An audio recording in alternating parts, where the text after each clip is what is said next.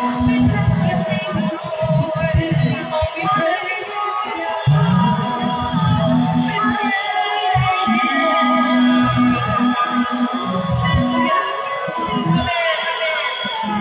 with all I am, Lord God, muli po namin iniaalay ang aming mga sarili sa pananambahang ito. With all I am, hallelujah. Purihin po natin ang Panginoon.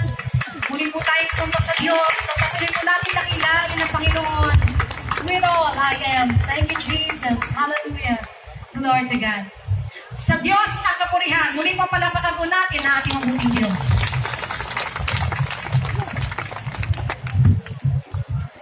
Isang magandang pinagbalang hapon po sa ating lahat. Tayo po ngayon ay dadako na sa pagdiriwang ng pinakamayaman at pinakamataas na uri ng pagsamba, panalangin at paglilingkod sa Panginoon, ang banal na Eucharistia. Ngayon po ay ika-11 linggo sa karaniwang panahon. Ihanda na po natin ang ating mga sarili at sama-sama awitin ang pambungad na awit.